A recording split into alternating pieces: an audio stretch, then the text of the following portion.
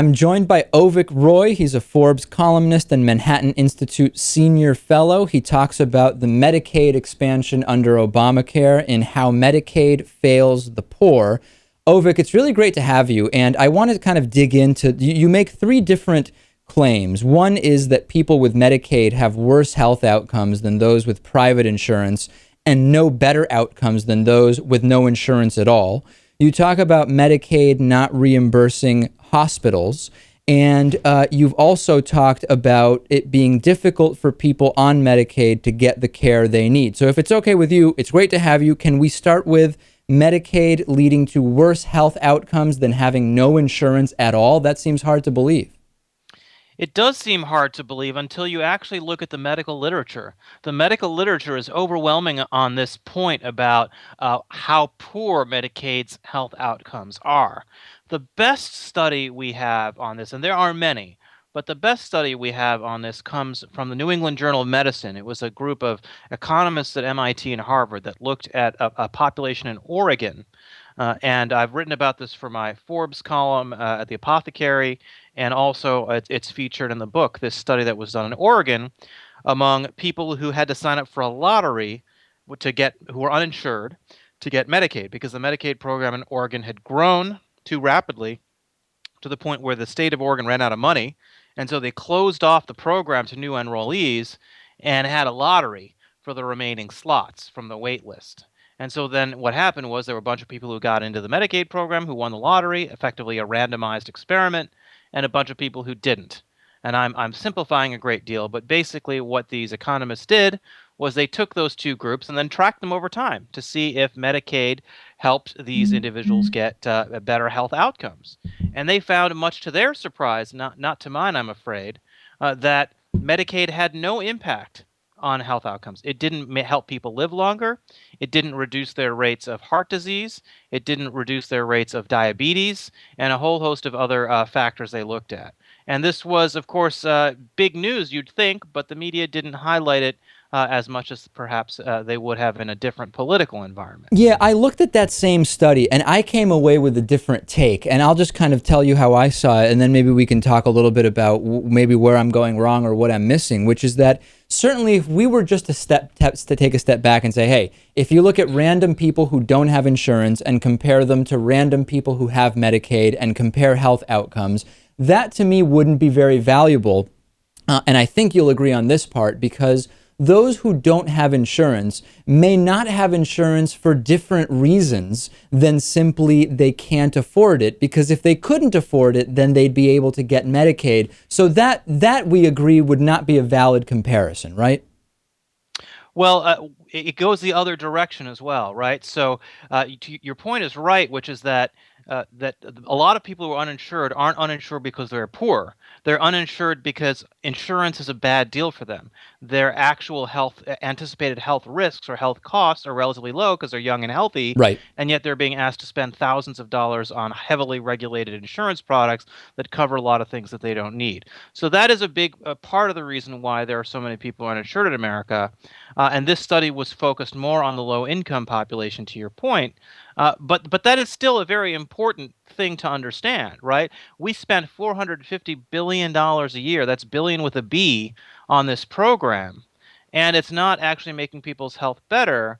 And half of the coverage expansion that occurs under Obamacare occurs through the Medicaid program. Right. And So let's not get too far ahead. So we agreed at least on the first part. So then going back to the Oregon study, that to me the premise made more sense, which is rather than comparing people who don't want insurance to people who do and making broad comparisons about their health outcomes, we're just going to take this group of 90,000 people, all of whom have self-selected as wanting to have Medicaid, and we will compare how they do versus others. Now, I don't know what numbers you looked at, but the numbers I looked at showed that the 10,000 people who won the Medicaid lottery, so to speak, actually did have overall better health outcomes than the 80,000 who were left outside of the program. So specifically, what data are you using there?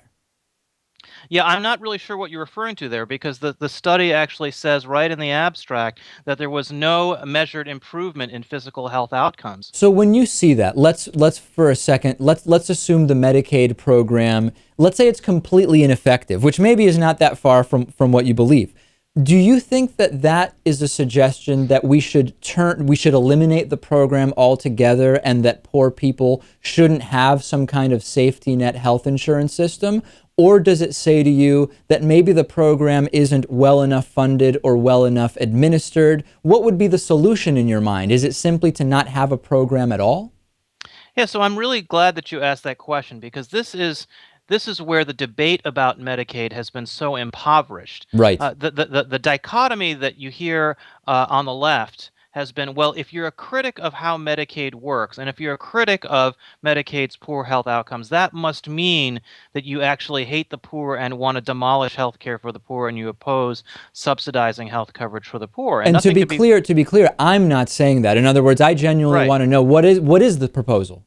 Right. So that's why I'm glad you asked the question because, and I talk about this in the book, that the key here is not that the point of this book and the point of this argument about Medicaid's poor health outcomes is not to say that we shouldn't marshal our resources together to provide the poor with needed health care services. It's that Medicaid doesn't do this, that Medicaid is a profound waste of money, and that we could take the same amount of money if not less, actually. But let's just say, for the sake of argument, taking the same amount of money and offer the poor far better health coverage that would actually address their real health care needs and make them healthier and actually provide beneficial health outcomes.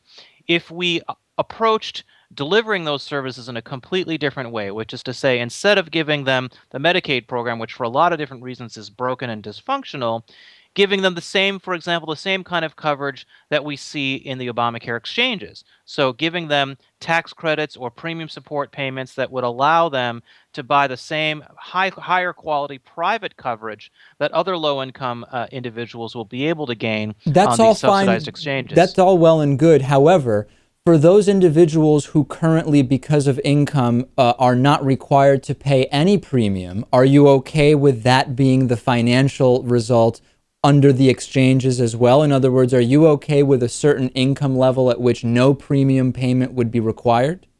Yeah, I would say that I don't have really a real problem with there being I mean, I wouldn't want it to be zero, but if it were $5 or $10, I think you want them to have some small skin in the game.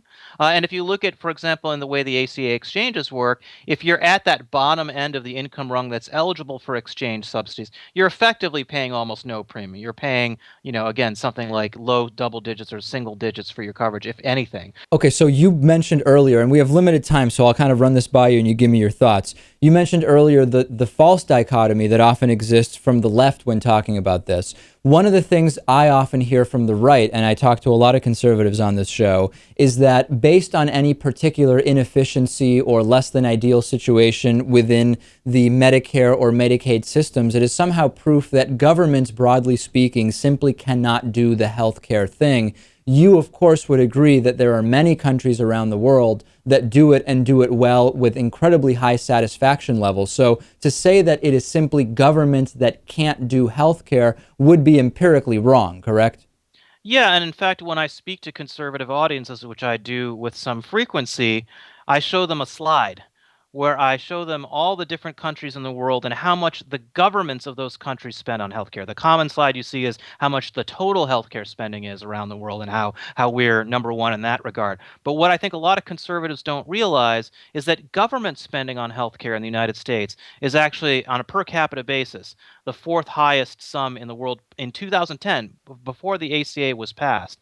And so my argument is to conservatives is if you look at countries like Switzerland and Singapore, which have universal coverage, but use a lot of more market-oriented reforms to achieve universal coverage, we can actually cover everyone, have really good health outcomes, but also save the system and taxpayers a lot of money. So I don't think I think a lot of conservatives have come to believe that universal coverage is this leftist concept because the left has been so vigorous in advocating universal coverage. And my counter argument to that has been universal coverage is not the bogeyman. The bogeyman is how you achieve universal coverage. And the way we've done the U.S. has been profoundly inefficient, and there are many avenues for improving the system that utilize the best ideas from both sides.